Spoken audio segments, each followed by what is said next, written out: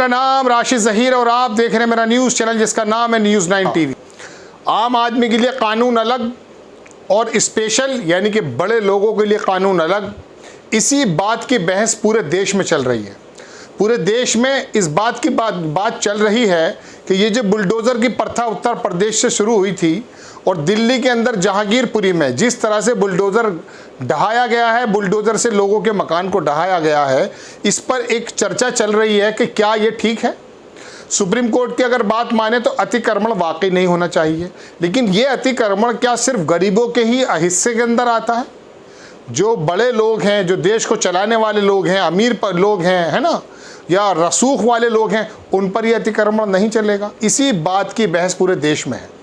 मैं दूसरी किसी प्रदेश का आपको एग्जाम्पल देने नहीं जा रहा हूं। एक वीडियो दिखाऊंगा भारतीय जनता पार्टी के दिल्ली प्रदेश अध्यक्ष के घर का, और आप खुद फैसला करेंगे। हालांकि वहां आज तक का पत्रकार गया, उसने दिखाया कि किस तरह से बाहर तक सीढ़ियां बनी हुई हैं। उस प्रदेश अध्यक्ष के बारे की बात कर रहा हूं जिसके लेटर पर वो बुलडोजर चला है। आपको मैं खबर दिखाता हूं और सवाल खड़ा होता है कि अपनी रैंप भी बनाई हुई है और बाहर जो नालियां आती हैं उसके ऊपर एक पत्थर के साथ, शानदार पत्थर के साथ वहां पर उन सीढ़ियां लगा दी गई हैं। क्या किसी नगर निगम के अधिकारी की हिम्मत है कि आदेश गुप्ता के दरवाजे को तोड़ दे? संभव है? यही बहस पूरे देश में है। श्रीनिवास बीवी कांग्रेस आई के बड़े एक आईटी सेल को संभालते हैं, उन्होंने इसको ट्वीट किया कि दिल्ली बीजेपी अध्यक्ष आदेश गुप्ता अपने घर पर बुलडोजर चलाने के लिए कब चिट्ठी लिख रहे हैं। ये चिट्ठी लिखी थी ना जहांगीरपुरी में, और वो भी तब जब उनके ऊपर आरोप ये लगाया गया था कि उन्होंने जो है रामनवमी यात्रा पर वहाँ के लोगों ने पथराव किया। अगर पथराव किया था तो वो क्रिमिनल के केसेस के मुताबिक उनको गिरफ्तार करके जेल भेजते। ये क्या तरीका हुआ कि कोई नोटिस दिए बिना उनके घर को तोड़ दिया गया? बहरहाल मैं आदेश गुप्ता के घर के दर्शन आपको करा दूं कि वहाँ की सीढ़ियाँ, पत्थर जो चमचमाता हुआ दिख रहा है, किसी नगर निगम के अधिकारी के अंदर इतनी हिम्मत शायद नहीं होगी कि वो वहाँ पर नोटिस भी पहुँचा दे। बुलडोज़र की तो बात अलग है, बुलडोज़र अगर ले गए तो उन्हीं के ऊपर बुलडोज़र चला दिया जाएगा। आप ये छोटा सा वीडियो देखें और आज तक का रिपोर्टर किस तरह से पूरे घर का रैंप भी दिखा रहा है और बाहर जो उनका तख्ती लगी हुई है और सीढ़ियाँ बनी हुई ये भी दिखा रहा है। ये देखें आप। दिल्ली के तमाम इलाकों में बुलडोजर और अतिक्रमण को लेकर के एक बहस छिड़ी हुई है।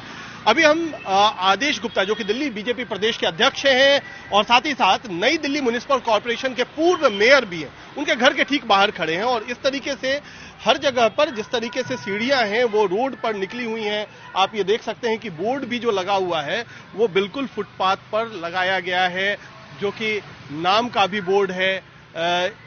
इस तरफ जो कि आदेश गुप्ता का जो यहाँ पर बोर्ड लगा हुआ है वो भी लगाया गया है। तो तमाम चीजें जो हैं यहाँ पर इंक्रोचमेंट पर बहस तो चल रही है, लेकिन क्या नेताओं के अपने घर पर भी अतिक्रमण है? कहीं ना कहीं जो सीढ़ियां हैं या बाकी जो जगह हैं वो निकली हुई हैं या नहीं निकली हुई हैं, ये भी हमें देखने की जरूरत है। सिर्फ यहाँ नहीं, यहाँ पर लगभग पूरे इलाके में जो पटेल नगर और वेस्ट पटेल नगर का पूरा इलाका है उसमें इसी तरीके के निर्माण हमें दिखाई पड़ते हैं और सड़कों पर इंक्रोचमेंट भी दिखाई पड़ता है। यहाँ पर हम आपको दिखाएंगे कि जो आदेश गुप्ता साहब का घर है उसके ठीक साथ में लगे हुए जो रैंप है वहां पर भी कहीं ना कहीं ये दिखाई पड़ रहा है कि सड़क पर पूरी तरह से निकला हुआ है ये रैंप।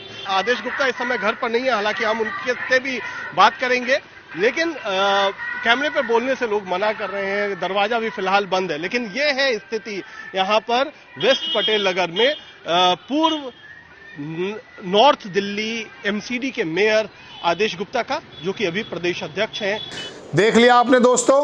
अब बात ये चल रही है कि ये जो बुलडोजर की स्कीम आप लाए हैं और कानून के पीछे से जो वार करते हैं आप अपने उन लोगों पर जिससे आपका वोट बैंक सीधा हो, ये कहाँ तक मुनासिब बात है? हमने आपको एक खबर बताई थी दर्शकों कि हरदोई के अंदर एक नोटिस निकला। ये तो हरदोई नगर पालिका का, मैंने उस खबर में बताया था आपको कि बहुत बड़ा एहसान है कि अखबार में निकाला कि 14 घरों पर बुलडोजर चलेगा। 14 के 14 मुस्लिम थे, और वो घरों की जो मैंने आपको थोड़ा सा नापाना बताया था, नपैना जिसको कहते हैं कि कितना बड़ा, तो कोई मकान 4x8 का था, टीन वाला, कोई पक्की दीवार वाला लिखता है। इस तरह के वो मकान हैं और सारे महिलाओं के, ज़्यादातर महिलाओं के नाम और मुस्लिम महिलाओं के नाम वो है।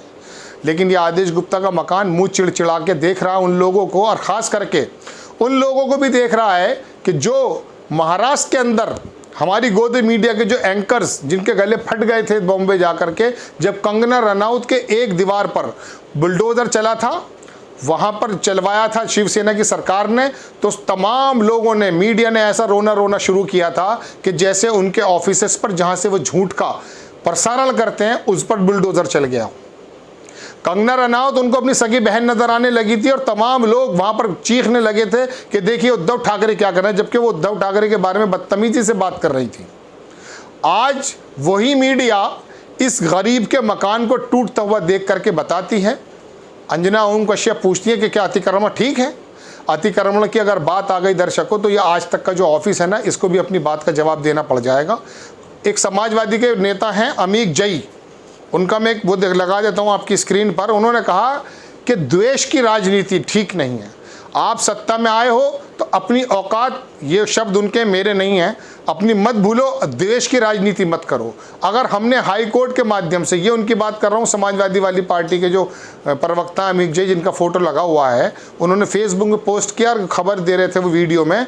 उन्होंने कहा अगर हमने हाई कोर्ट के माध्यम से हर एक शहर के अंदर 100-200 ऐसी बिल्डिंगें जो आरएसएस और भारतीय जनता पार्टी से ताल्लुक़ रखती हैं, अगर उनको जमींदोज करने की बात की तो 2 महीने में सब जमींदोज हो जाएंगी, बशर्ते हाई कोर्ट उसके अंदर इतनी ही तेज़ी दिखाए जितनी बाकी चीज़ में दिखाते हैं।